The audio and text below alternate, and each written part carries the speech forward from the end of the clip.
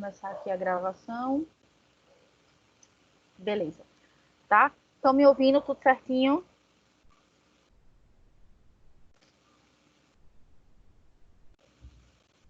Tá joia, então. Vejam só. Daqui para frente, a gente só, fora hoje, a gente só tem mais uma aula antes da nossa prova da segunda unidade, certo? Semana que vem, né? Que em tese é véspera de São João, mas nós temos aula, certo? Então, semana que vem, terça 23, teremos aula, tá bom? Então, a gente vai estar discutindo na próxima terça nosso último texto, que é sobre políticas públicas, que eu acredito que é um texto que ele é bastante trabalhado. Eu acredito até que vocês já devem ter visto alguma coisa sobre esse texto, sobre políticas públicas, tá? E eu vou tentar também preparar uma revisãozinha para fazer com vocês, certo? E aí, a gente tem de hoje a 15, né, a nossa avaliação de segunda unidade. Já foi passado para vocês como vai funcionar a metodologia da avaliação, gente?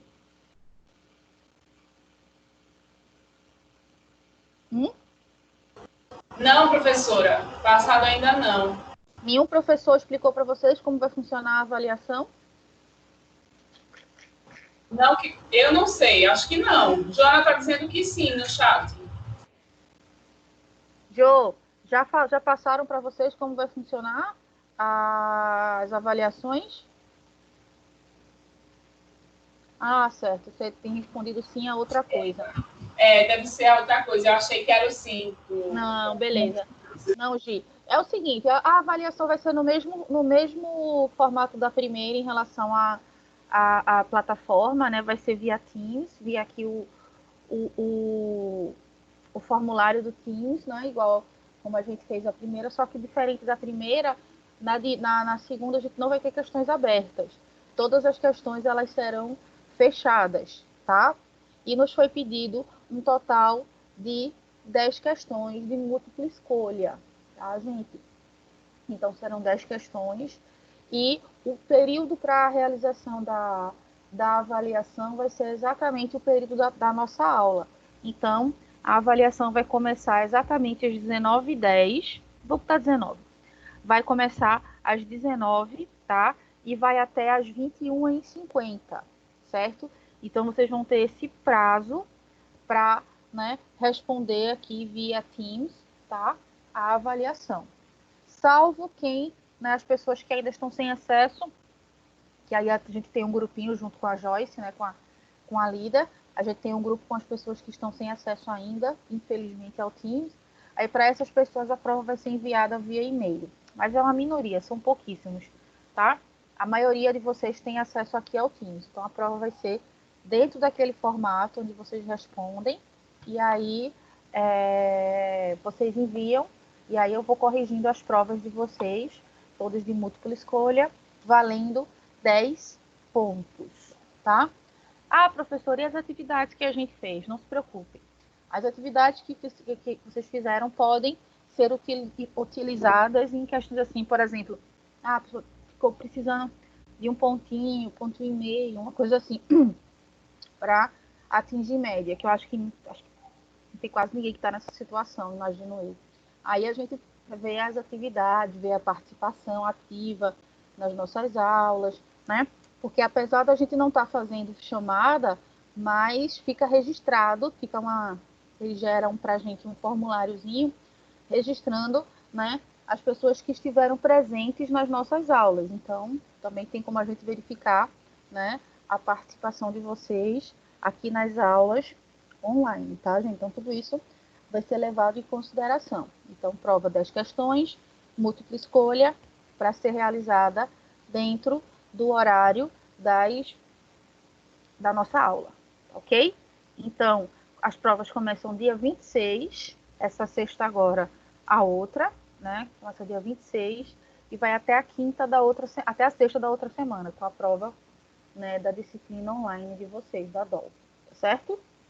Bom, dúvidas em relação à nossa prova?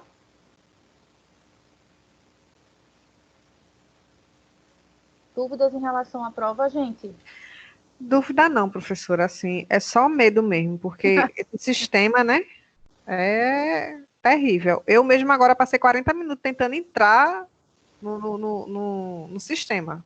Pronto. Tentando entrar. Aí no dia da prova vai ser aberto só no horário da prova, da prova, aí, da aula, né? Aí o medo que faz é isso, entendeu? Na primeira avaliação a gente teve um tempo maior para fazer, para responder, para devolver. Só que a gente fugiu um pouquinho à norma do grupo, né? Então as outras instituições não fizeram desse jeito. E aí teve algumas críticas nesse sentido. Então a gente tem que se adequar. Então, o nosso horário de prova é o nosso horário de aula, certo? É complicado, viu? Para a gente é muito Aí complicado. a gente vai estar online, né? Os nossos professores estaremos online. E aí, qualquer dúvida, qualquer questão, professora, não consegui, professora, estou sem acesso, né? Aí vocês podem falar, certo? Eu vou estar o tempo todo em contato, por exemplo, com a Joana, com a Joyce, que são as pessoas com quem eu mais converso da turma de vocês. E aí, qualquer questão de que não esteja com acesso, aí vocês me procuram. E aí a gente vê como disponibilizar a prova via e-mail ou até mesmo via WhatsApp. Mas isso é em ultimíssimo caso, né? O ideal é tentar realizar a prova aqui no sistema, porque ela já automaticamente já gera para a gente o gabarito. Fica mais fácil para a gente acompanhar, corrigir as provas com vocês, tá? Certo. E aí, semana que vem, a gente tem a nossa última discussão e uma revisãozinha, certo? Para a prova, ok? Bom, e lembrando, prova de 10 questões, múltipla escolha, nenhuma questão aberta, valendo 10 pontos, de 0 a 10, tá bom? Bom, vamos agora discutir o nosso texto de hoje, que é esse aqui, tá? Estado Político Educacional e Direito à Educação no Brasil. O problema maior é o estudar, entre aspas aí, tá? Vocês conseguiram, alguém conseguiu dar uma lidazinha nesse texto? Passou, já conhecia o texto, já conhecia a discussão. Vocês conseguiram dar uma olhada nele?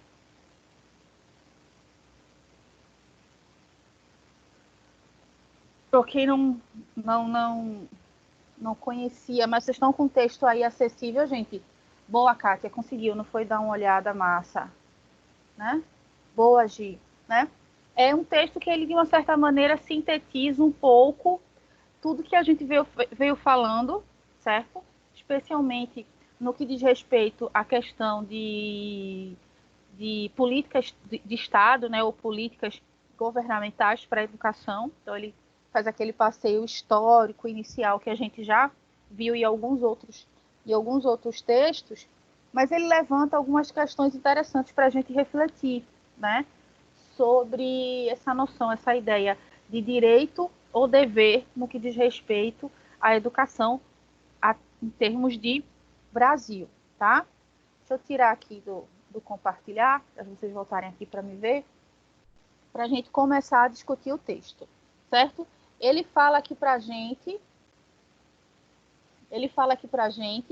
que o problema maior é o estudar, certo? Pô, quando eu encontrei esse texto pela primeira vez, eu me deparei, gente, por que o subtítulo do texto é o problema maior é o estudar, né? É porque a gente está se referindo aqui ao estudar enquanto ação, né? O estudar verbo, né? E esse verbo ele está carregado de uma série de significados e tem uma série de caminhos por trás do estudar. Não é simplesmente a ação, né, de estudar. É quando a gente fala do compromisso do poder público, quando a gente fala do compromisso da família, né, em relação à escolarização, tá? Por isso que o problema maior é o estudar, né? Que está abarcando aí num sentido bem genérico essa expressão, tá? E aí a gente vê que esse problema maior do estudar, por muito tempo, teve relacionado com a ideia de acesso, né? A gente viu que, né, só mesmo em meados do século XX, né, do século passado, é que a gente começou a falar numa educação democrática, né, uma educação universalizada para todos.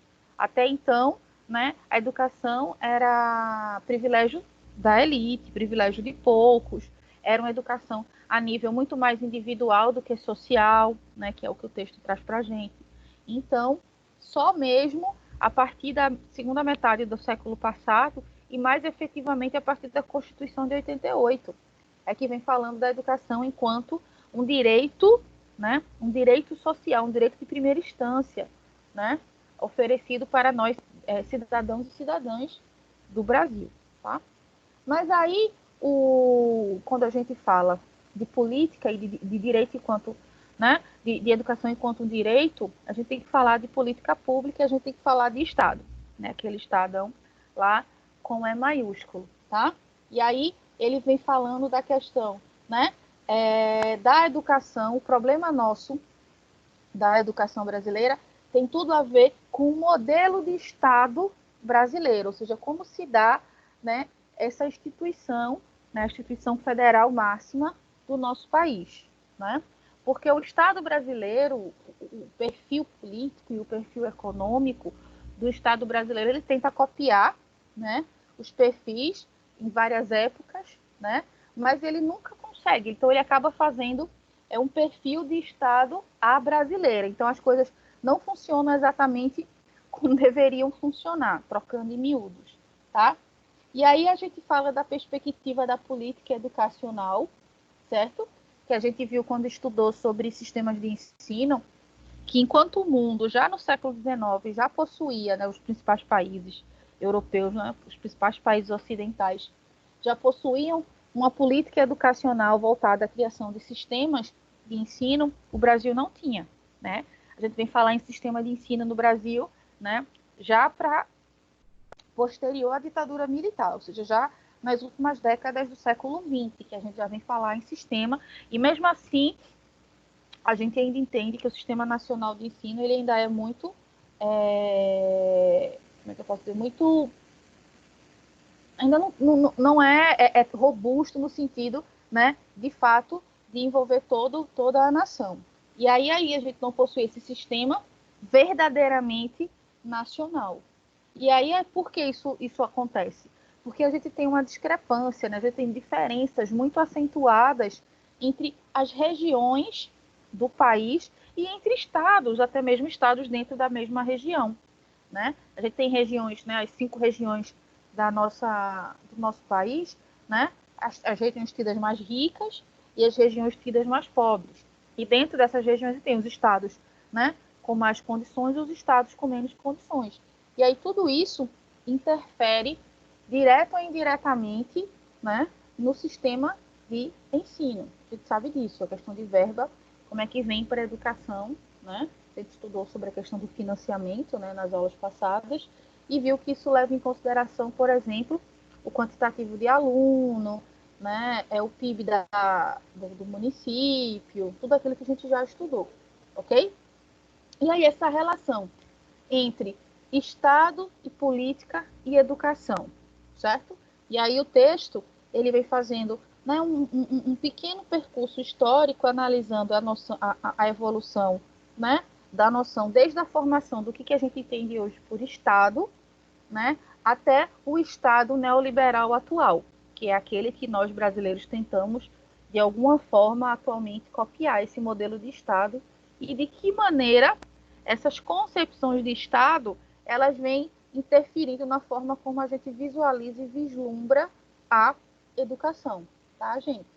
Então, ele defende aqui, numa perspectiva do Max Weber, né, do sociólogo Max Weber, diz o seguinte, que o Estado é a região onde você tem posse permanente e exclusiva de um território, né, e o comando, o controle dos habitantes daquele território. Então, o Estado, tá aí numa perspectiva geográfica e política, certo? É quando se tem posse permanente de uma região, de um território, de uma extensão territorial, e se controla os habitantes, né, dessas extensões territoriais. Controla-se como? Controla-se a partir das leis, por exemplo, de códigos de leis, tá? E aí, essa perspectiva, segundo Weber, nasceu com a ideia de modernidade, ou seja, com a questão do fim da Idade Média, né, e do período que a gente conhece em história como Idade Moderna, né, que é justamente quando a gente tem o fim dos feudos e surge, né, os primeiros grandes estados nacionais. O primeiro deles foi Portugal, depois Espanha, aí seria Inglaterra, França, e aí sucessivamente os outros, tá? Os mais tardios foram, desses principais, os mais tardios foram Alemanha e Itália, certo? E aí, uma outra perspectiva acerca do que é o Estado é o que o Engels, né, que foi o mentor do Karl Marx, ele fala para a gente, que o Estado é justamente uma comunidade civil. E civil vem da ideia de civilidade, que está relacionado à ideia de cidade. De cidade, né, a perspectiva de civilidade de cidade grega, né, que é justamente como é que a gente chama a cidade em grego, né, a polis, né, da onde vem a expressão polis, está relacionado com a expressão de política, né? Então é quando a gente associa a concepção de Estado à política. Então Engels fala para a gente que um Estado-nação é uma comunidade civil, tá? E aí, essa relação também do Estado, enquanto instituição, com a educação também é um fenômeno moderno. Essa preocupação, né, fica a cargo do Estado como se dará a educação dos seus, né, habitantes, dos seus cidadãos, tá, gente? Então também é algo moderno, tá certo? E inicialmente, como eu falei antes para vocês, essa perspectiva de educação se dava a partir de uma ideia de um aperfeiçoamento individual. Então, antes da escola ser democratizada, ser universalizada para todo mundo, né, isso a nível mundo, tá, gente? Era muito uma busca individual. Então, quem tinha condição ia buscar uma erudição, ia fazer uma escola. Né? Se a família tivesse condição financeira, pagava por um tutor que vinha na casa da pessoa, né? E dava aula para as crianças, então dava aula de todas as disciplinas para os filhos daquela família, certo? Então, esse aperfeiçoamento, essa educação enquanto aperfeiçoamento individual é o início dessa relação. Então, o Estado não se comprometia com isso, não se comprometia com a educação da sua população, tá? E essa institucionalização de um ensino público e universal, né, com essa ideia de que agora sim a educação, assim como outros direitos sociais, né, deve ser garantido pelo Estado. Então, essa ideia, ela só vem surgir, certo? Atentem para isso. Essa ideia, ela só vem surgir a partir da Revolução Francesa, tá? Que quando a gente tem lá, né, o fim do modelo absolutista de Estado, e aí a gente tem, né, a República sendo retomada, a República dividida em 3 poderes, né, o legislativo, o executivo e o judiciário. Então, justamente a partir da Revolução Francesa, né, com os ideais de liberdade, igualdade e fraternidade, que a gente vem começar a pensar, a vislumbrar, né, uma educação voltada, né, para uma educação pública, né, uma educação universal, tá, gente? E aí a Revolução Francesa vem justamente mudar essa perspectiva. Antes dela, antes da Revolução Francesa, né, antes do século XVIII, a educação era um caráter individual. Eu que buscasse, né, meu aprimoramento, meu crescimento, se eu tivesse condições.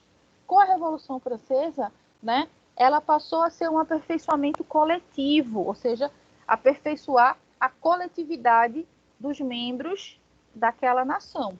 Dessa maneira, a gente já relaciona educação ao Estado. Quando a gente fala, né, de aperfeiçoamento coletivo, quem é que ia gerir isso? Quem é que ia organizar? Como é que se daria a educação da população? Tem que ser essa instituição máxima, né? Tem que ser o Estado. Certo, gente? Alguma dúvida até aí?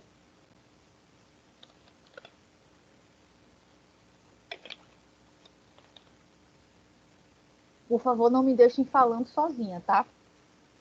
Que é muito chato. Eu gosto de conversar e eu gosto de ouvir vocês.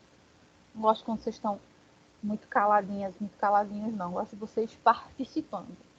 Bom, e aí, né, vai se desenrolando, né, essa questão da educação enquanto papel do Estado, desse Estado moderno, e a gente chega no século XX, né, com a busca, né, por uma igualdade econômica e social através da educação, né?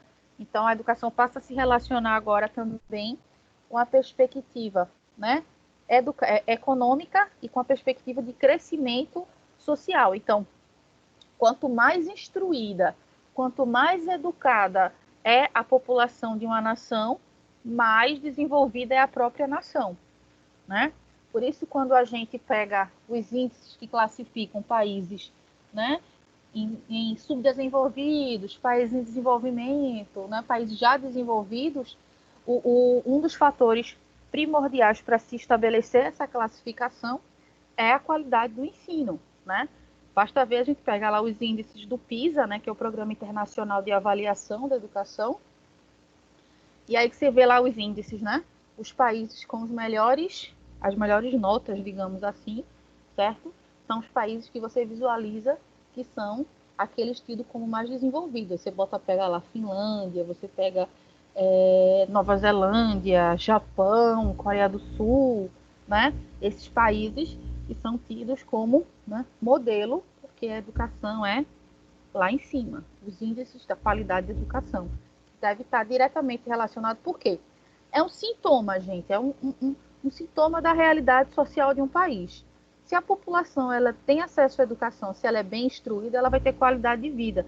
Isso reflete em tudo, em todos os aspectos, né, daquele grupo. Então, é óbvio imaginar que um país com uma boa qualidade de vida é um país em que a educação ela também é de qualidade.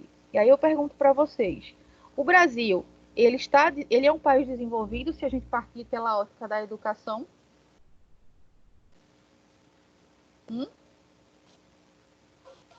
Com certeza não, professora. Isso, Joyce. Quando a gente para pensar direitinho, né, a gente está bem longe disso. Embora que até meados da década de 2010, até 2014, mais ou menos, o Brasil já estava ali num patamar econômico, né? Já se falava que o Brasil era a sexta economia do mundo, né? Algo extraordinário. Mas ainda assim a gente não podia falar num país desenvolvido, justamente porque a educação puxava a gente, né, para baixo. Se a gente for ver os índices, como eu falei para vocês, os índices do PISA, por exemplo, a nota do Brasil, a gente está lá na rabeira da fila, né, atrás de países muito mais pobres do que nós, né, o que é algo realmente difícil de se conceber, né? E o Brasil é um país rico, né, bastante rico, o Brasil é um país muito rico, né, apesar dos pesares, em mais é um país onde a desigualdade social ela é muito evidente, e isso também reflete na educação, tá, gente? Então, a gente precisa, para poder realmente, de fato, mudar algum tipo de realidade, pensar em investimentos na educação. Em contrapartida, a gente está tendo cortes e mais cortes, né, na educação. Você quer falar mais alguma coisa, Joyce? Você levantou a mão? Levantei. Tá dando para me ouvir direitinho? Perfeito. Ah, eu observei os repórteres falando durante essa pandemia, ele falando que uma coisa é isolamento social na Europa e outra coisa é isolamento, lockdown aqui no Brasil. Aí esse repórter foi da Record News, que eu estava assistindo, que é justamente a noitezinha assim que passa. Ele falando sobre isso, ele falou assim, porque por ser um país pobre de educação, ser tão mal educado, ele dizendo assim, por ter criado uma má educação tão grande nas pessoas, que hoje elas não conseguem respeitar, ele dizendo. Eu disse, pois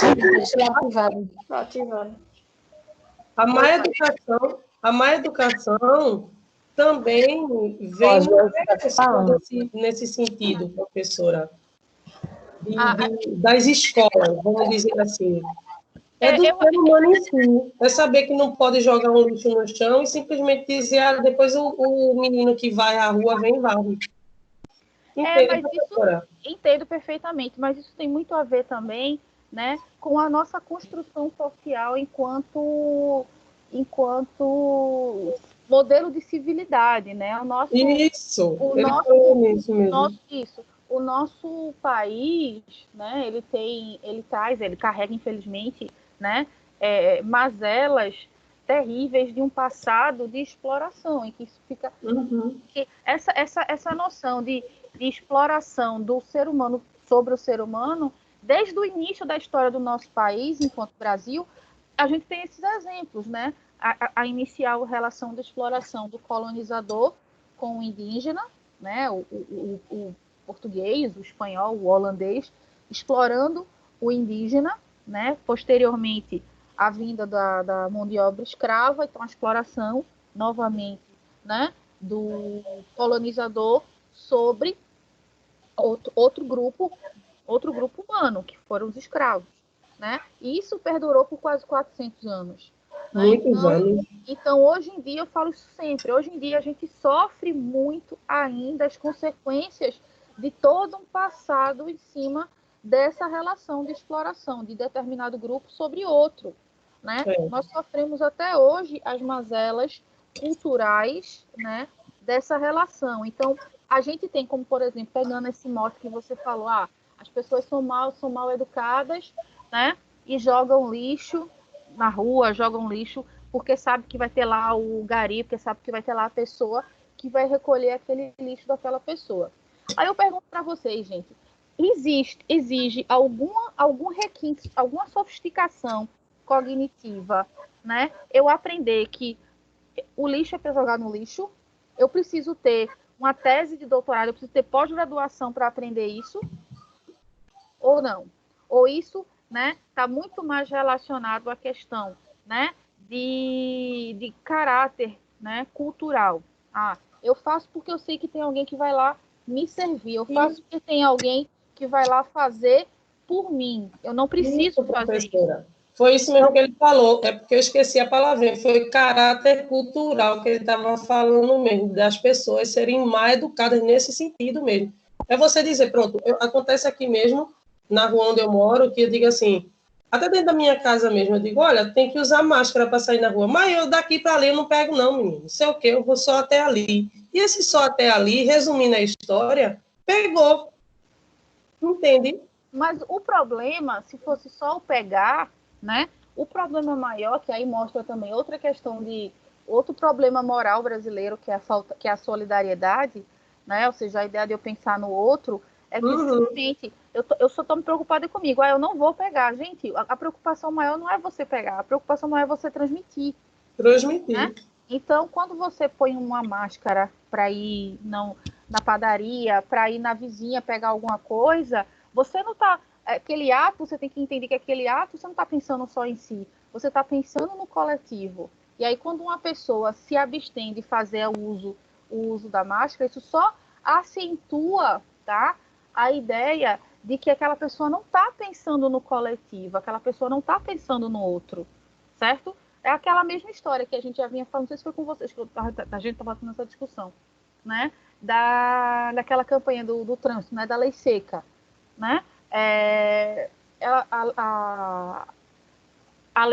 As pessoas só passaram a respeitar porque, né? Tinha uma multa pesada, né? Doía no bolso, enfim, não beber e dirigir. Mas, gente, quando você toma uma atitude dessa, isso não precisaria nem ter lei. Isso deveria partir da noção de moral e de coletividade. Se eu bebi, eu sei que aquilo interfere nas minhas reações no que diz respeito ao controle do carro. Né? Então, eu não vou pegar um veículo, certo? Por quê? Porque eu sei que eu posso ferir outra pessoa. Né? Esse deveria ser o pensamento natural, normal das pessoas. Né? Mas, infelizmente, não se tem esse pensamento do outro. Né? As pessoas são muito egoístas nesse sentido. Falta essa solidariedade. Então, se dane, o bebê, se for acontecer alguma coisa, né?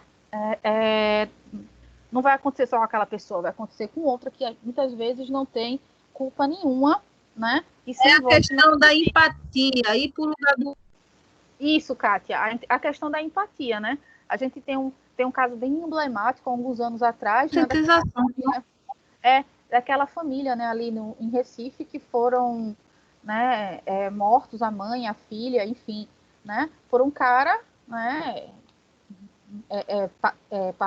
Mauricinho, rico, um carinha que achava que podia tudo, encheu a cara e bateu no carro, né? Matou a menininha, matou a mãe, né? Sobreviveu só o pai, enfim. Aquele caso que ficou bem famoso, né? Aqui passou muito tempo na mídia. Então, isso é um reflexo disso também, né, gente? Dessa falta dessa empatia, dessa noção de solidariedade. O pessoal costuma dizer, não, o povo brasileiro é muito alegre, é muito acolhedor com os outros, né? Porque com nós mesmos nós não somos. E essa pandemia está refletindo isso, né? E enquanto o mundo já está, né, tentando voltar à normalidade, a gente está numa espiral, né, que a tendência é piorar muito o que está acontecendo no Brasil, justamente porque a gente não cumpriu com o que deveria cumprir. E aí a gente está pulando etapas e a tragédia ela vai ser, infelizmente, muito maior. Quem é que pediu a fala? Está com a mãozinha levantada aqui? Fui eu, professora. Diga, meu lindo. A senhora falou dessa questão agora de que muita gente diz, o Brasil é acolhedor e tal. Essa semana eu vi um repórter fazendo um comentário sobre isso.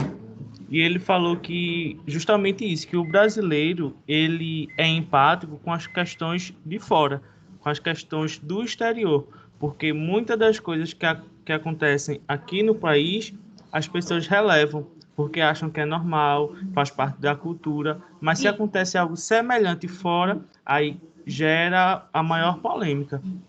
Gera uma comoção, né? Exatamente. Que nem que aconteceu, né? Um tempo atrás, a Catedral de Notre Dame começou a pegar fogo, né? Aí a galera, né, tudo em pranto, chorando, desesperada, porque a Notre Dame estava pegando fogo. A galera de grana aqui do Brasil doando para a reconstrução, né, da catedral. Aí quando você vê aqui, que no final do ano passado, se eu não me engano, teve um incêndio no Museu Nacional no Rio de Janeiro, né? Ninguém nem tchum para o que estava acontecendo, né? Então, isso mostra muito.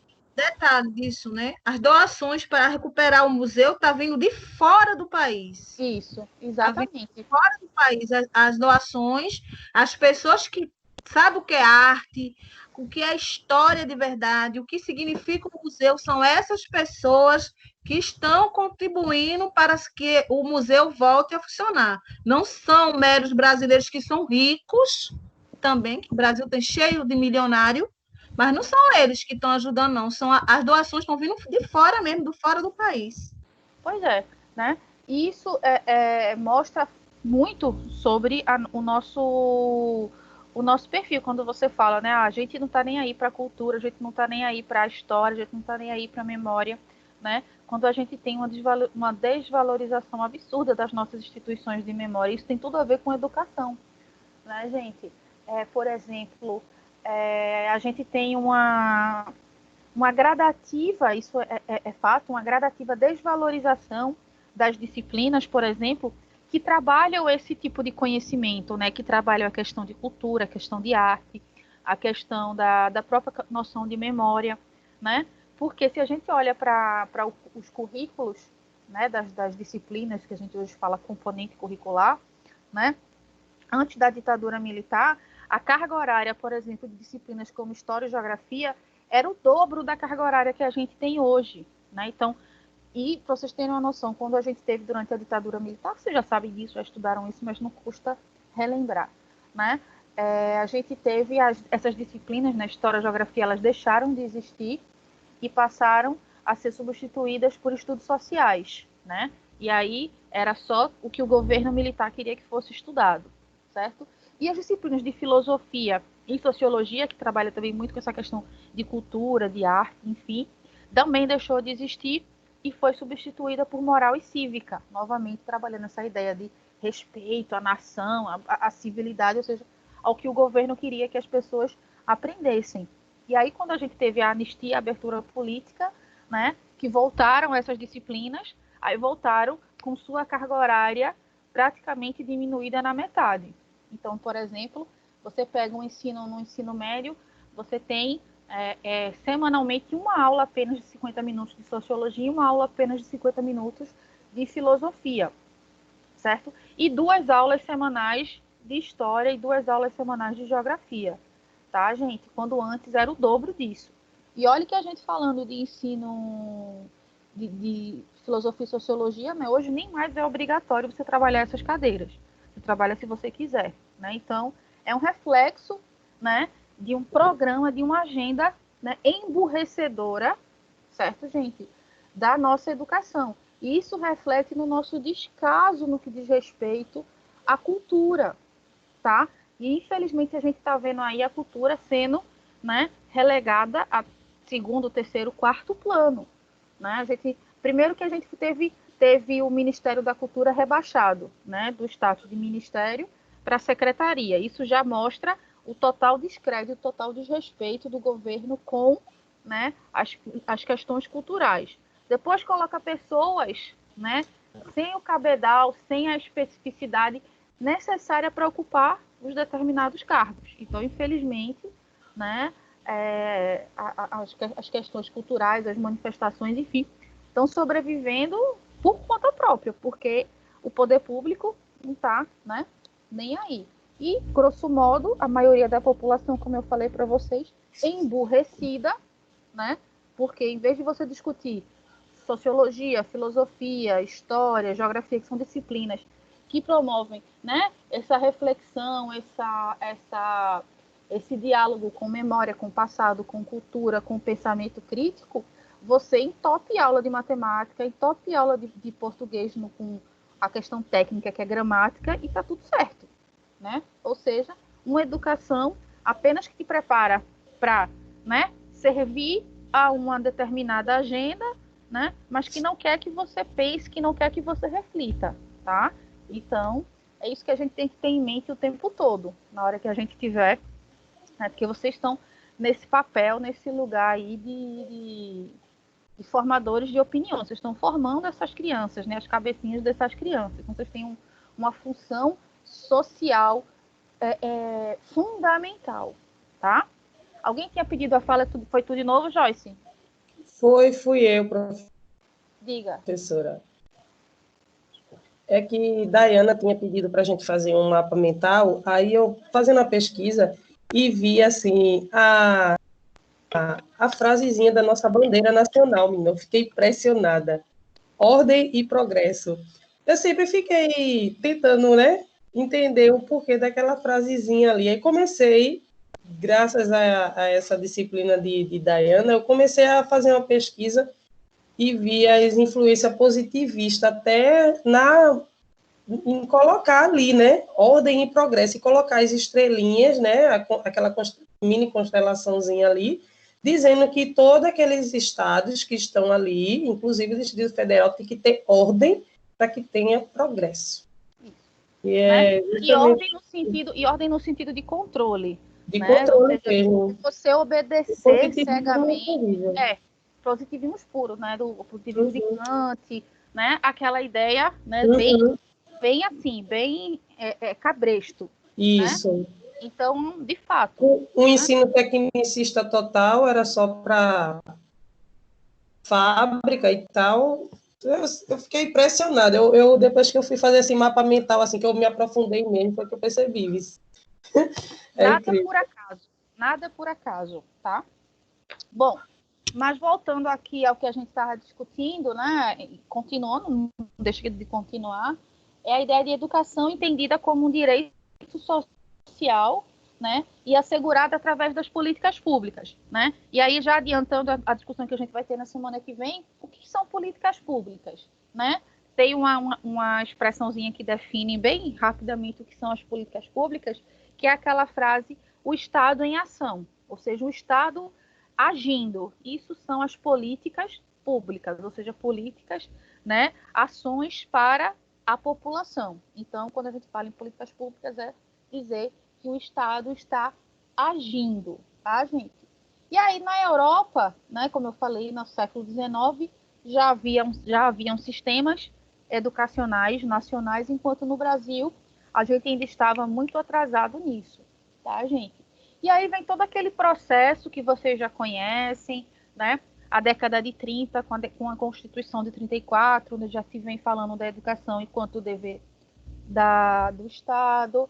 o Manifesto dos Pioneiros, né? Toda aquela questão nacionalista e o embate constante, né? Entre os nacionalistas e os liberais, né? Desde do manifesto até meados da década de 70, a gente tem esse embate, né? Entre os nacionalistas e os liberais no que diz respeito à educação, tá?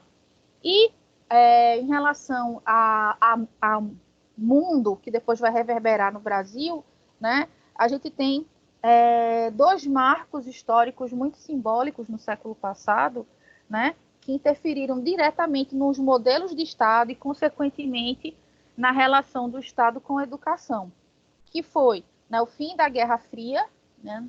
Acho que vocês lembram, a Guerra Fria, né, um embate entre né, os Estados Unidos e a União Soviética, uma ideia de um modelo de Estado capitalista, liberal, versus um modelo de um Estado, né, tido como comunista. Né? E aí a gente tem a vitória justamente da queda do Muro de Berlim, cortina de fumaça, aquela coisa toda, e aí se sobressai esse modelo liberal de Estado, né, que é o modelo capitalista norte-americano, certo?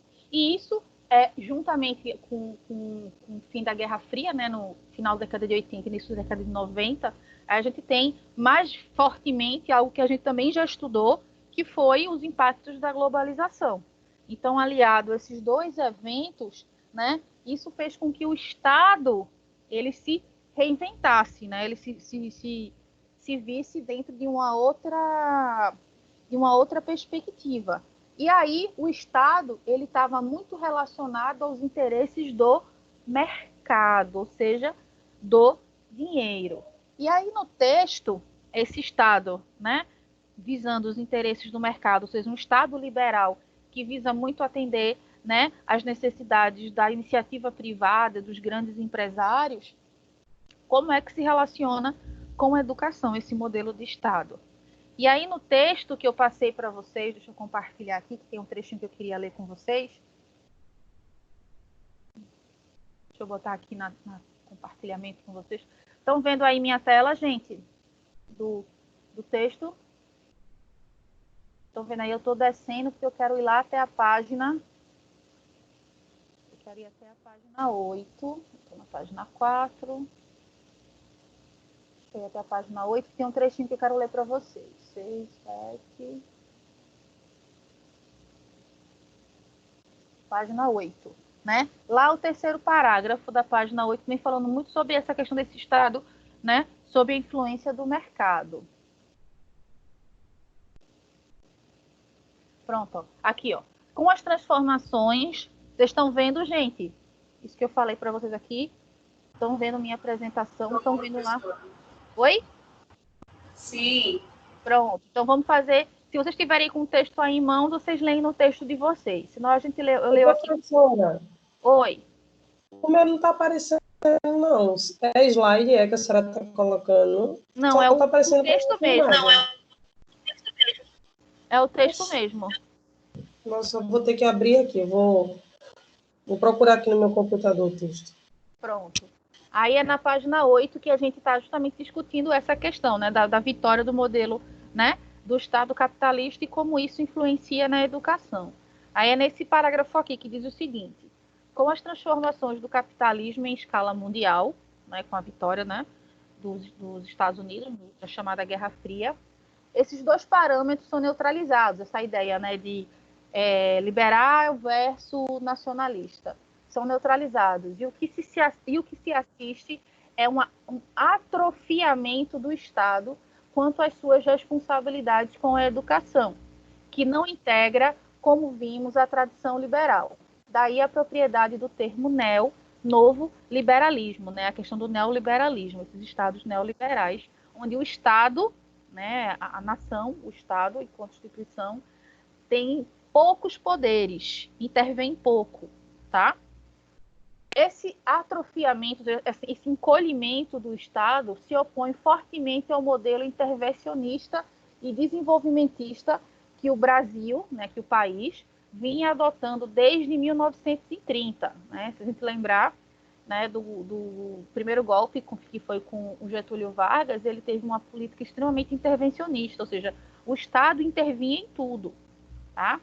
Gerando uma nova forma de regulação estatal, que se dá não mais pela execução direta, mas pela transferência de encargos, gastos e responsabilidades para outras instâncias administrativas, subnacionais, para as escolas e mesmo para as famílias, ao mesmo tempo em que os marcos regulatórios do Estado são definidos a partir da lógica típica do mercado, olha o que eu estava falando para vocês, tá? Da lógica típica do mercado, de prescrição de metas, objetivos e controle de produtos e resultados. Ou seja, é aquela ideia que a mentalidade da educação tem a ver com a fábrica, né? Na fábrica, na indústria, na empresa, você tem que ter metas, tem que bater metas, tem que atingir resultado. Então, essa lógica, ela foi levada para a escola, ela foi levada para a educação. E aí, seguindo, né, na leitura, vem dizendo aqui para a gente, ó, exemplo desses novos marcos regulatórios nas políticas educacionais atuais são o Plano de Desenvolvimento de Educação, né, o PDE, a criação de indicadores como o IDEB, né, vocês sabem disso muito bem, que é o Índice de Desenvolvimento da Educação, tá? Da educação básica, a expansão, muitas vezes em sobreposição, dos testes padronizados em larga escala, com ênfase no ranqueamento, ou seja, em ver quem é melhor, quem é pior, entre instituições e sistemas de ensino, como é o caso do SAEB, né, que é o Sistema de Avaliação da Educação Básica, tá, que é o que vai, né, verificar a educação a nível nacional, são os exames nacionais, a Prova Brasil, aqui não tem, mas também a gente pode falar da Provinha Brasil, a gente pode falar da ANA, né, o Exame Nacional do Ensino Médio, o ENEM, e, claro, a gente também pode falar aqui, inclusive, do ENAD, né, que é o exame que vocês fazem, né, enquanto vocês terminam a graduação. Ou seja, de 3 em 3 anos, né, tem um ENAD da área de vocês. Então, são os exames que visam nada mais, nada menos que ver os resultados, os índices. E, por exemplo, o IDEB, né, ele tem secretarias de educação que utilizam o índice do IDEB, né, até mesmo para gratificação nas escolas. Eu acho que vocês sabem disso, né? Quanto melhor a nota no IDEB daquela instituição, daquela escola, a escola ganha mais verba, vem um 14º salário para os professores, né? E aí a ideia inicial, que era de dar um incentivo para o trabalho ser melhor, acaba forçando muitas vezes uma maquiagem no que diz respeito, né, à qualidade da educação, certo, gente? Isso falando só bem superficialmente desses exames, desse modelo de que a gente tem que atingir meta, de que a gente tem que comprovar resultado, quando muitas vezes a gente acaba trocando, né, o modelo de educação de qualitativo para quantitativo, né? É só número, e ninguém está nem aí para a qualidade do ensino. Diga, Kátia, você levantou a mão. Eu acho que por conta dessas metas, desse recurso, que muita escola faz aquela mapeação, maqueia a nota dos alunos para que possa receber esse recurso. É onde começa a corrupção. Para a escola poder receber esse dinheiro, eles mapeiam. Muitas não têm nem essa capacidade. Mas os números, o administrativo, são todos mapeados, e como se a escola estivesse tendo um bom resultado sem ter. E, na realidade, aqueles alunos nem sabem nem ler, muitas são vezes, copistas, eles só fazem tirar mesmo do... se você... Por conta dessa... Isso. Não sei se você leu o texto, mas ele vem falando justamente disso, que esse modelo de educação, né, que visa atingir simplesmente metas e resultados, né, esse modelo é que vai gerando isso aí que você está falando, né, esse embolamento, a criança vai passando de uma série para outra, por quê? Porque não pode reter. Exatamente. Porque se tem retenção, um dos índices, porque o IDEB, ele é calculado, ele tem uma fórmula para calcular, né, e um dos parâmetros para você calcular o IDEB, entre outras coisas, é o índice de repetência, ou retenção. Certo? Isso. Então, se a minha escola tem muita repetência, por exemplo, então a tendência é que que o meu IDEB, né, que meu índice seja baixo, tá? E aí, o que acontece? A galera vai passando, né, de bolo os alunos que a gente vê que, infelizmente, não tem E, infelizmente, a gente vê muito isso em escolas municipais.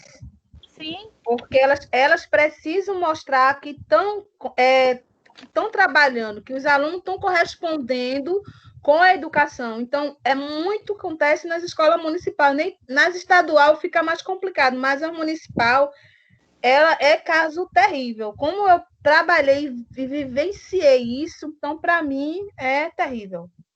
Ver o aluno copista. E você fala isso, né? E, ou seja, aonde é que está a educação, né, basilar de tudo, tá com o município, né? Que são a educação infantil e o ensino fundamental. A municipal é praticamente a base da educação. Sim. É onde está a creche, os pequenininhos, né? É onde está o primeiro, segundo, terceiro e o quinto ano. Não é isso? Então, assim, é praticamente a base que não deveria existir essa imoralidade, mas como tem que atingir números e atingir uma administração, então vamos mapear aquilo que a gente não pode fazer, né, se dedicar um pouco. Então, eles até tem gestores que incentivam os professores a fazer essa mapeação, por conta desse dinheiro que tem que chegar, que tem que... Infelizmente, né? Isso é verdade. Infelizmente, isso que você está falando é uma dura realidade, né, gente? Que a Joyce botou aqui, sim. Lá em Jaboatão, na escola que eu trabalhava, tinha professor que apelava, né, na SEDUC para trabalhar lá. Também tem mais essa, né? Você, o professor, né? Muitos professores que não deveriam estar em sala de aula e estão. Bom, e aí é o que o texto aponta para a gente como uma desconexão, ou seja, uma separação, né? Um descolamento da escola com sua real função social. Qual que é a função social da escola, gente? Né? Produzir conhecimento, formar o indivíduo, mas, infelizmente, a escola está voltada, justamente como a gente estava falando até agora, a atingir resultados, atingir metas, né? Essa lógica de mercado, essa lógica de que a escola é uma fábrica, né? Então, a gente tem que, no final do ano, ter X alunos aprovados, X alunos com índice acima de não sei quanto, e aí a gente vai fazendo isso sem se preocupar muito, né? Se os resultados são verdadeiros ou se os resultados são fictícios ou maquiados, como a gente estava falando aqui, né? Então, a ideia de inclusão e cidadania, né? Quando a gente pensa em focar a ideia de inclusão e cidadania, né? Pensar na formação cidadã e na formação inclusiva, esse modelo de perspectiva educacional normalmente não dá bons resultados, no sentido de, por exemplo, você pega crianças com necessidades especiais, por exemplo, né? E essas crianças vão fazer um exame desse, por exemplo, qual que vai ser o resultado dessa criança, né? Não vai ser um resultado que se espera em termos, né, quantitativos, de nota, né? Mas a gente sabe que a educação, pelo menos na teoria, ela vai muito além do que só a nota. A nota é um detalhe, né? Mas a gente atribui um valor, um peso muito grande à nota, tá? E aí a gente tem a questão, como eu falei para vocês, né, de um Estado diminuto, cada vez, né, com menos poder, consequentemente, com menos verbas, né, e a gente tem como, por exemplo, o modelo neoliberal de Estado, que é esse que a gente tem tentado aqui no Brasil, né, que o atual modelo nessa perspectiva neoliberal, né, o ministro da Economia lá, né, o Paulo Guedes, ele tem essa perspectiva de um Estado cada vez menor, ou seja, um Estado sem suas instituições. Então, vamos privatizar tudo, vamos vender tudo, né? Só que a gente tem que entender que essas instituições estatais ou públicas, elas geram riqueza, né, para a nação. Então, a nação, ela tem dinheiro, né, em pensar no Brasil, né, um país onde se tem muitos impostos e onde também se tem muita sonegação de impostos, né? Então, da onde é que tem que tirar dinheiro? Dinheiro para os cofres públicos, né? É das empresas públicas que geram dividendos, como, por exemplo, a Petrobras, né? E outras empresas, né? Antigamente a Vale do Rio Doce, né? Uma das maiores mineradoras do mundo, né? Gerava riqueza que não acabava mais para o Brasil, mas aí o governo Fernando Henrique Cardoso foi lá e vendeu a Vale do Rio Doce, né? Então, hoje a Vale do Rio Doce é empresa privada, né? Antes era ela uma empresa pública, né? Só para citar um exemplo, né?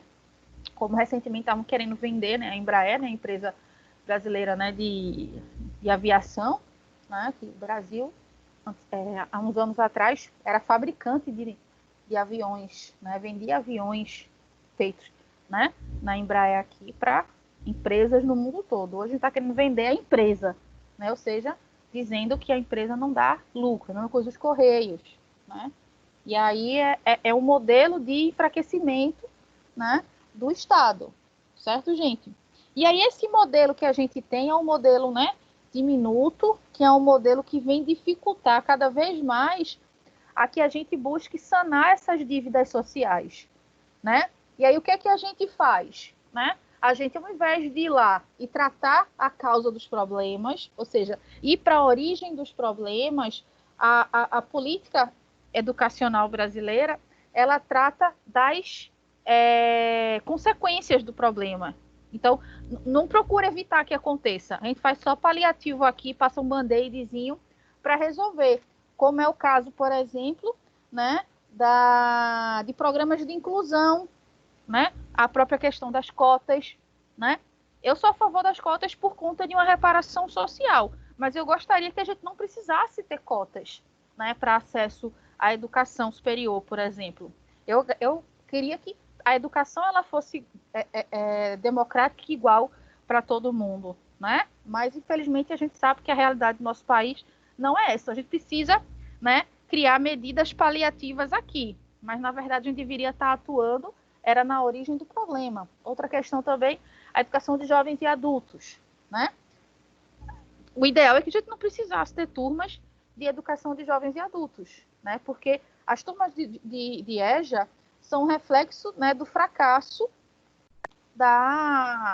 do nosso sistema de ensino, né? Que não conseguiu segurar, que não conseguiu reter, que não conseguiu, né, alcançar toda a população no devido tempo. E aí precisa gerar alguma coisa para tentar resolver essa mazela, né, que fere a imagem do país, né, que é um quantitativo grande de pessoas, né, analfabetas ou semi-analfabetas ou que não tiveram acesso à educação e precisam, né, contar como números. Então, cria-se programas como EJA, ProJovem, ProEJA, a questão dos programas de Acelera, né, negócio de correção de fluxo, enfim, fica criando esses programas para tentar, né, dar uma tapeada aqui nas consequências, mas em vez de trabalhar nas causas, para evitar que isso aconteça, né? A Joyce está falando aqui, os professores lá da escola que ela mencionou são bem pagos, né? Tem professor de letras ensinando anos iniciais. Deve ser escola de referência, né, Joyce? As escolas que você falou aí. É que a senhora estava falando do IDEB, aí lá eles batalham muito com as crianças, sabe? Na escola que eu trabalhei. Então, assim, desde o começo do ano, professores já fazem seminário de provinha, Brasil, mas aí é que tá, né? É uma educação voltada para resultado, não é uma educação formativa, não é uma educação, é uma educação preparatória. Eu só estou preparando aquelas crianças, aqueles adolescentes para gerar um resultado, seja numa avaliação, seja no Enem, né? Eu só estou focado naquilo, mas enquanto função social formadora, não tem essa preocupação. Eles trabalhavam muito as crianças nesse sentido, porque quanto mais eles ganhavam, né, nota boa no IDEB, essas coisas todas, maior o salário deles ia aumentando. A diretora mesmo, misericórdia, ela corria atrás e fazia festas e chamava a família para lá, porque quanto mais a família chegava à escola, a secretaria também dava outra premiação de quantos mais pais participavam das reuniões. Eu ficava só olhando. Mas era muita coisa, viu? Mas aí todos os professores lá eram concursados? Rapaz, só tinha 3 contratos. O restante era tudo... o efetivo era Josefa Batista. Peraí. É uma em Curado 3, professora. Eu esqueci o nome agora. Ela era de referência, não? Era de referência, ela. Ainda tem essa questão também. Exato. Né? Então, assim, gente, o grande problema nosso desse nosso modelo é justamente esse, né? De preocupação muito maior com a qualidade, com os resultados e não com a qualidade do ensino, né? E aí, em contrapartida, você vê dialogando diferentemente a questão da BNCC, né?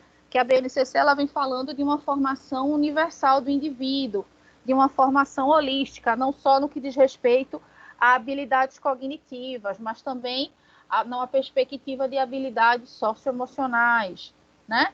Que é justamente nessa tentativa da educação enquanto formadora e não da educação enquanto preparadora, né, para gerar resultados, né? Parece que é um contrassenso. Enquanto a gente tem esse modelo, né, de uma outra forma, as coisas, né, parece que não dialogam, não estão na mesma sintonia, não falam a mesma língua, né? Diga, Gisele, você levantou a mão. Professora, essa questão da comparação, né, da escola pública, que a gente tenta chegar num nível em que a escola seja boa para todo mundo e não consegue. Eu acho que isso só vai conseguir num dia que não tiver mais escola privada.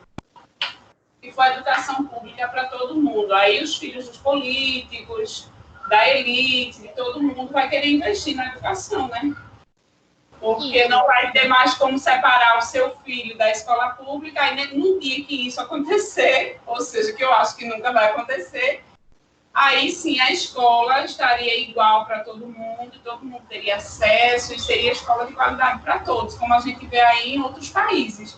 Perfeito. E o político estuda na escola pública. Exatamente, né? Então, realmente, só assim é que talvez a escola pública ela fosse, de fato, valorizada, né? Infelizmente, né? Essa é a gente vai... Diga, Kátia. A gente vai sonhando com isso que a gente falou. Estou dizendo aí... Fale. A gente vai sonhando com essa possibilidade de não ter mais uma escola privadas e tudo virar uma escola pública para todos, uma educação para todos de igualdade. Eu acho que isso aí é um sonho de muitos.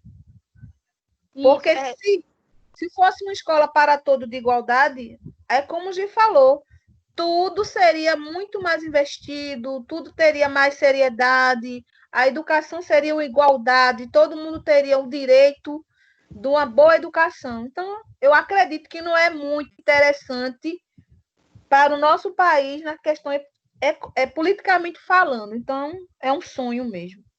Pois é. Aí a gente tem exemplos, né? Joyce botou aqui no chat, sim.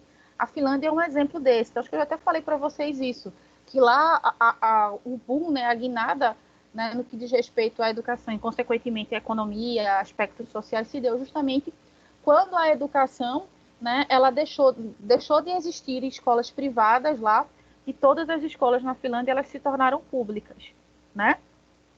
E públicas, né, atendendo uma série de parâmetros para preencher, né? Então, aí, dessa perspectiva, em algumas décadas, houve uma guinada, né?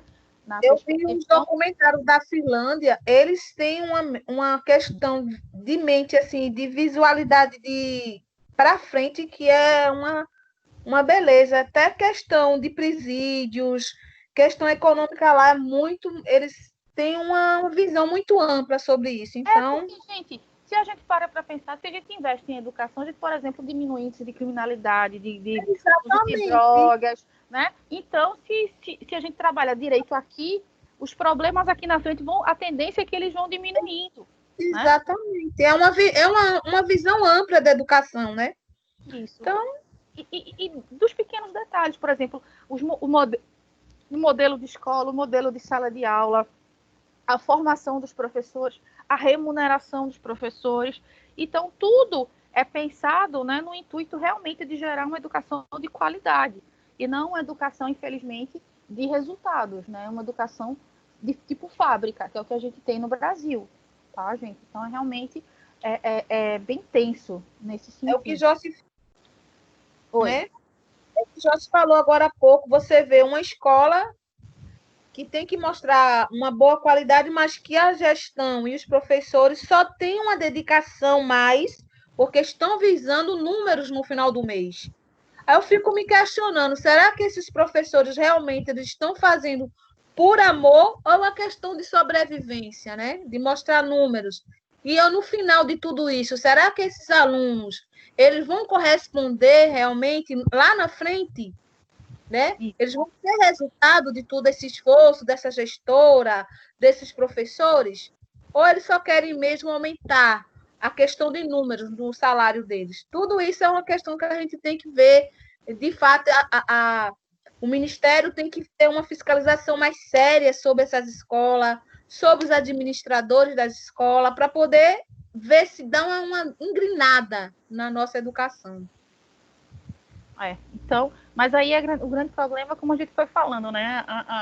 A corrupção estrutural que a gente tem no nosso país, né? É uma mazela que chega a dar asco se a gente para pensar direitinho no que significa isso, né?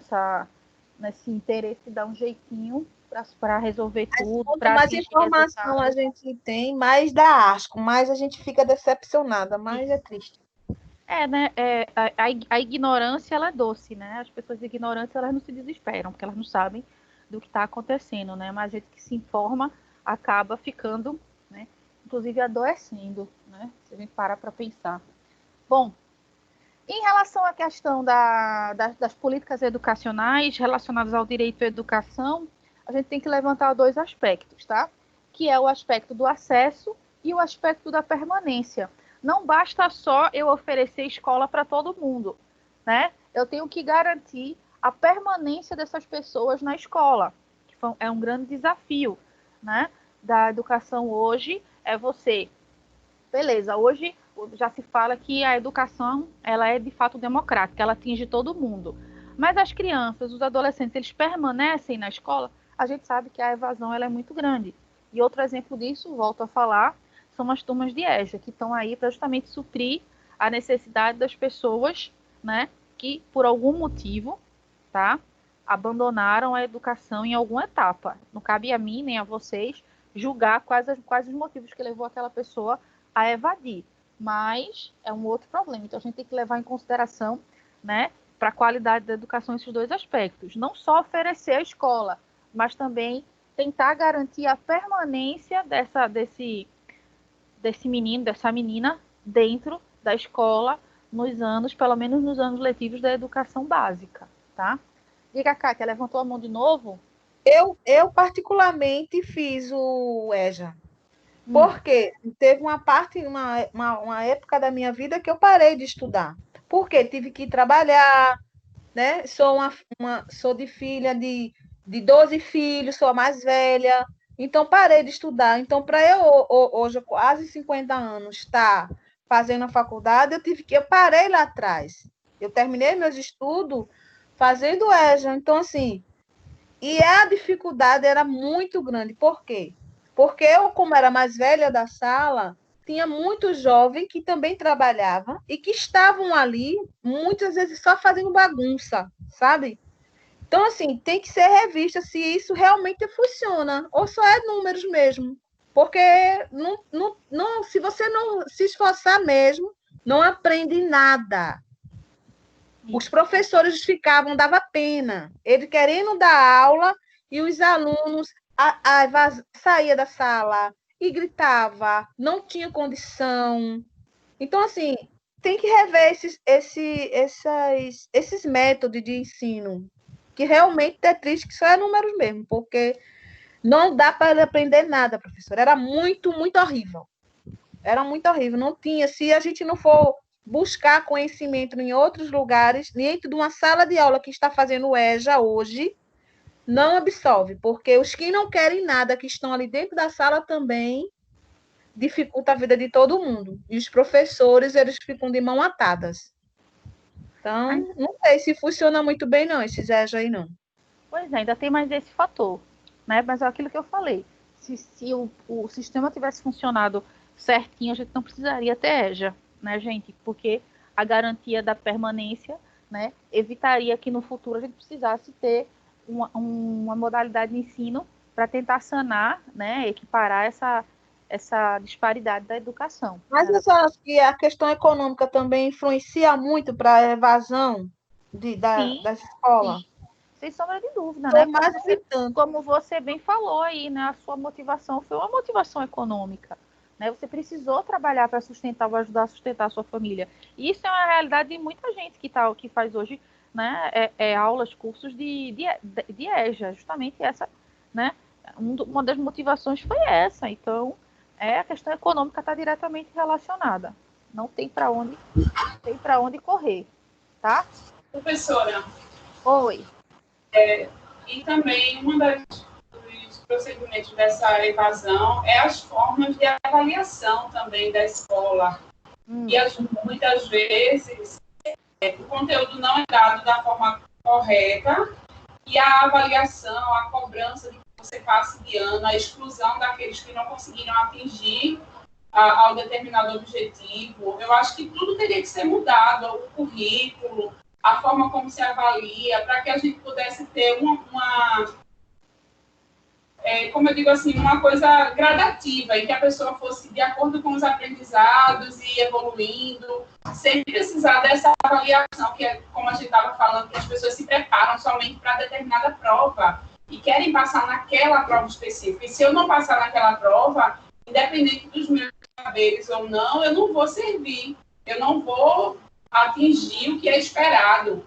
Mas que eu posso ter evoluído naquela série, por exemplo, eu posso ter tido muitos aprendizados. Mas se eu não passei naquela avaliação específica, eu vou sempre ficando para trás. E isso desmotiva o aluno a ficar sempre para trás. É todo um contexto. Não é uma coisa específica. Não é só uma coisa, não. A gente teria que ter uma mudança radical no que diz respeito a modelo de educação, a modelo de avaliação, a currículo, né, ao estilo, a própria formação do professor teria que ser repensada também. Então, a nossa escola hoje, se a gente for fazer uma análise fria, né, a nossa escola hoje é uma escola de modelo do século XIX, né? Esse modelo das cadeirinhas tudo enfileirada, todo mundo usando farda igual, uniforme, né? Até a palavra é essa, uniforme, todo mundo está igual, né? Ali é só mais um, é um número, quando na verdade, né, são cada um é um indivíduo diferente. Então até a própria questão, né, do professor em pé, às vezes algumas escolas têm até aquele batente mais alto que o professor fica, né, como se fosse um pequeno palco para o professor. Esse modelo de educação ele funcionou no século XIX. Ele não funciona mais hoje, mas infelizmente a escola do século XXI é um modelo de escola do século XIX com professores que foram formados também no outro modelo. Então, tudo tem que passar por uma releitura, né, para ser repensado. A formação do professor, né, as metodologias, o currículo, o que deve ser ensinado, né, tudo tem que ser repensado. Né? E claro, os interesses políticos, né, também teriam que passar, né, por uma séria modificação. Então, não é tão simples, né, como a gente imagina isso, Joyce, né? Mas um tijolinho na parede lá, né, na música do Pink Floyd, exatamente, certo? Bom, e aí a gente fala um pouquinho aqui da educação emancipadora versus a educação igualitária, né? A educação emancipadora é essa, né? Que o indivíduo busca, como a Kátia até usou aí o exemplo dela própria em relação à EJA, e uma educação igualitária, que é essa que visa, ou que deveria visar, né, o todo, o coletivo, tá, gente? E aí eu peguei aqui outro trechinho para a gente ler, da página 9 do artigo, vou compartilhar de novo com vocês, para vocês verem aqui comigo. Pronto. A gente vai aqui para a página 9, tá? O trechinho que eu marquei para vocês é o terceiro parágrafo da página 9. 1, 2... Acho que começa com conteúdo. Aqui, pronto, tem aqui, contudo, certo? Contudo, não se pode confundir a existência de escolas públicas com o direito à educação. O direito à educação pressupõe o papel ativo e responsável do Estado, tanto na formulação de políticas públicas para sua efetivação, quanto na obrigatoriedade de oferecer ensino com iguais possibilidades para todos. Quando o Estado generaliza a oferta de escolas de ensino fundamental, tem o poder de responsabilizar os indivíduos e os seus pais pela frequência, certo? Então, é como está na Constituição, né? A educação, ela é um direito garantido por lei, né? E é um dever ao mesmo tempo, que é algo, né, diferente, por exemplo, de outros estados. Então, a educação, ela é um direito e, ao mesmo tempo, é um dever, ou seja, é uma obrigação, né? No Brasil, foi preciso estabelecer essa noção de obrigatoriedade. Então, os pais, a família, ela é obrigada a colocar a criança na escola, né? Ela é obrigada a que a criança esteja estudando. E aí o governo federal cria novamente medidas, né, assistencialistas para reforçar de alguma forma, né, a inserção dessas crianças, desses jovens, desses adolescentes na educação, né? As bolsas, por exemplo, né, são um exemplo disso, tá?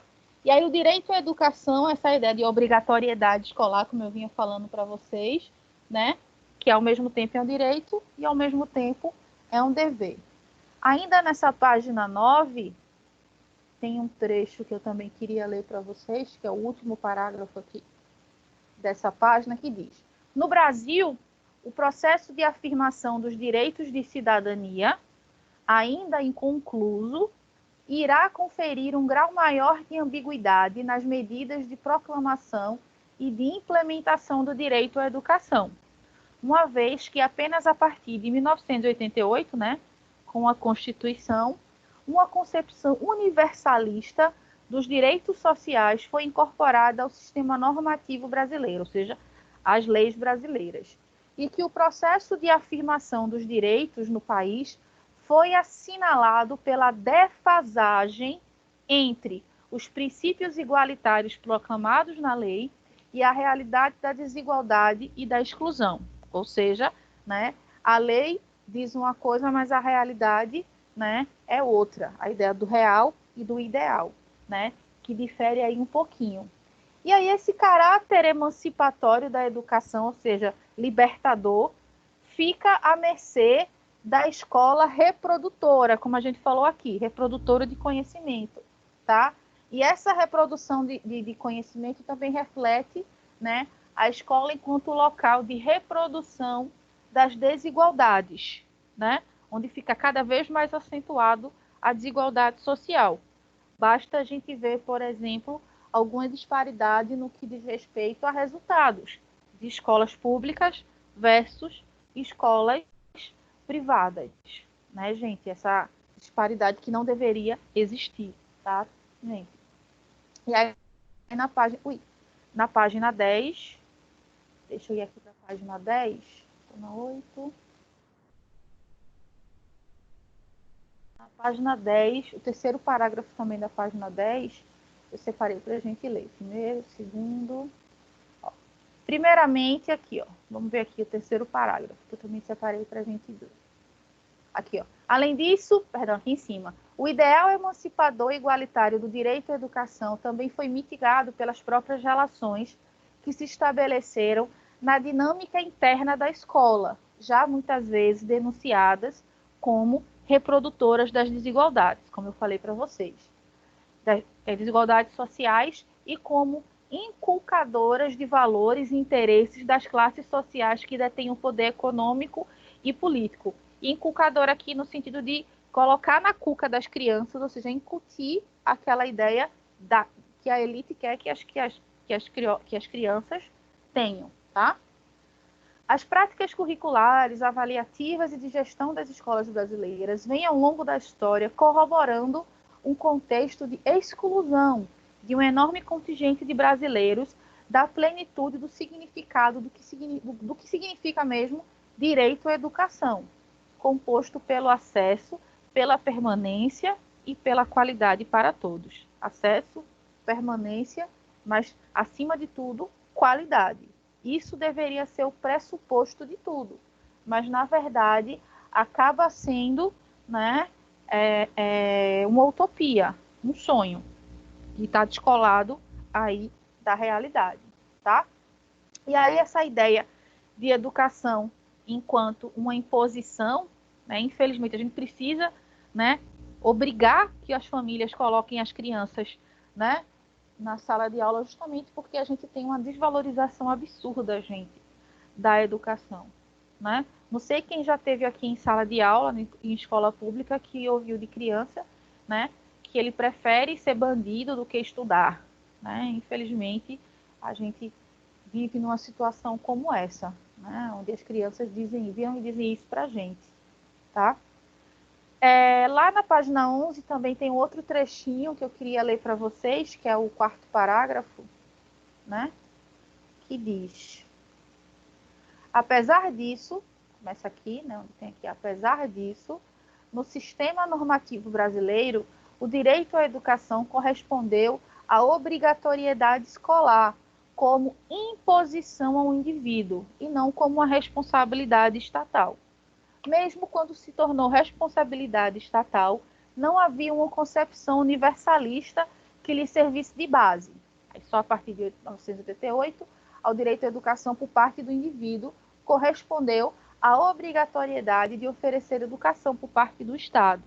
E só muito recentemente o Brasil atingiu índices de escolarização obrigatória, alcançados por muitos países europeus desde o início da segunda metade do século XX, ou seja, só nos últimos anos mais recentes é que o Brasil atingiu números, né, mínimos, números obrigatórios no que diz respeito à escolarização. Resultados esses que países, como ele cita aqui, países europeus, já tinham conquistado há mais de 60 anos. Isso só reafirma, né, o atraso com o qual a gente se encontra, né, no nosso país. E aí, continuando aqui na página 12, eu também separei, né, 2 parágrafos para a gente ler. O parágrafo 4 e 5 da página 12. Deixa eu chegar na página 12. 1, 2, pronto, aqui, ó. Contudo, aqui, foi entre as décadas de 1970, justamente aqui, ó, que houve um aumento, tá, expressivo do número de matrículas na etapa obrigatória de escolarização. Mas outras formas de exclusão assumiram uma posição central no processo de escolarização nessas décadas. Os próprios procedimentos internos, né, da escola, sua infraestrutura e funcionamento, que condiziam, né, à elitização do ensino, não mais por falta de vagas ou mecanismos de seleção, mas mediante a produção do fracasso escolar. Olha o que a gente estava falando. A ideia de repetência, evasão, certo? Que é justamente a falha, o fracasso, como fator de diferenciação entre os merecedores e os não merecedores do acesso ao saber historicamente construído, tá? Então, na década de 90, 1990, assistimos a um processo de expansão das oportunidades de escolarização, em que esses mecanismos internos de exclusão por parte da escola foram amenizados, né, democraticamente ou não, por políticas de regularização no fluxo. É quando a gente teve aquela modificação, né, em vez de reprovação por série, por ano tem os ciclos, né, a progressão continuada, né, aquela ideia de um estudante, né, ele só fica reprovado em 1 a 2 disciplinas, aí passa para o próximo ano e fica pagando, né, aulas daquelas disciplinas, entendeu? A ideia para tentar diminuir, né, essa repetência, essa evasão que reflete uma ideia de fracasso, tá? Cadê? Ciclos de progressão continuada, aceleração da aprendizagem. Até hoje a gente tem uns programas como Acelera, Se Liga, né? Porém, novamente, estratégias de exclusão foram criadas pela dinâmica interna da escola, os alunos percorrem todas as séries ou todos os ciclos do ensino fundamental sem se apropriar, olha o que a gente estava falando aqui, ó, sem se apropriar de um instrumental mínimo necessário para a inserção social. O que seria esse instrumental mínimo, né? Os conhecimentos básicos, né? Para essa inserção social. E aí o cara vai sendo jogado série após série, né? Quando isso só reforça e só evidencia a preocupação, né? Acima de tudo, com o caráter, né? Preparatório, visando atingir metas, atingir resultados. Tá, gente? Bom, era basicamente isso que eu tinha para trazer para a gente hoje, certo? Deixa eu tirar aqui do compartilhamento para voltar aqui para minha tela, tá?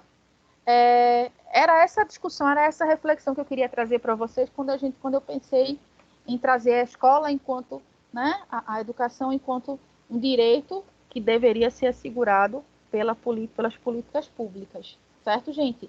E aí, na semana que vem, a gente vai discutir mais um pouquinho sobre políticas públicas e vamos para a nossa revisãozinha da prova. Ficaram dúvidas, gente? Ficou dúvida acerca de alguma coisa que foi dita? Não, ótimo. Tranquilo? Pois bem. Oi, querida? Tá bom, já vai. É o que? Eu não tô ouvindo, o teu áudio tá cortando. A aula tá boa demais, já vai terminar. Né? Pelo menos a nossa discussão do texto, a gente está finalizando, né? E aí vocês podem ficar se perguntando. Esse texto é muito bom, ele dá para você ter uma dimensão muito ampla da questão histórica, o que avançou, o que não avançou, que praticamente não avançou nada.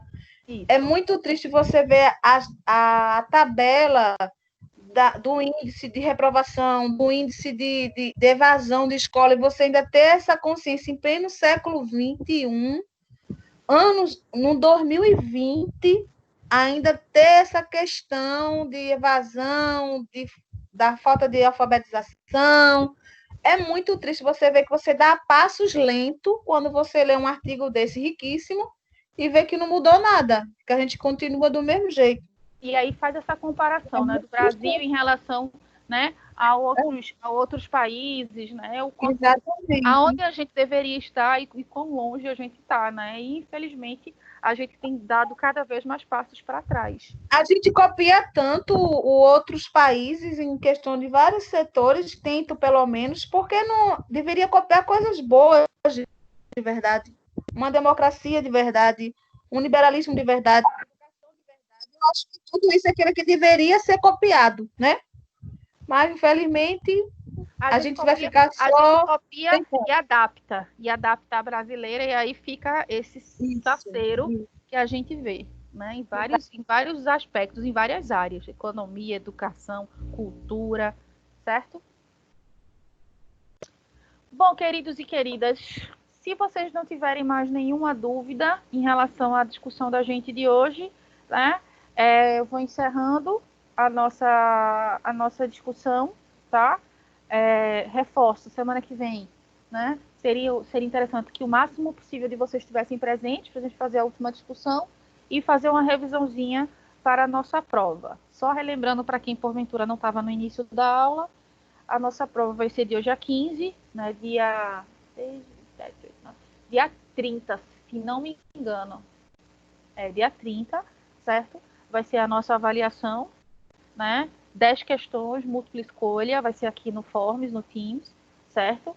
E aí vocês vão ter o período de duração da aula para responder a avaliação, ok? Valendo de 0 a 10.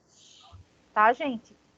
Alguma dúvida em relação ao assunto ou em relação à prova?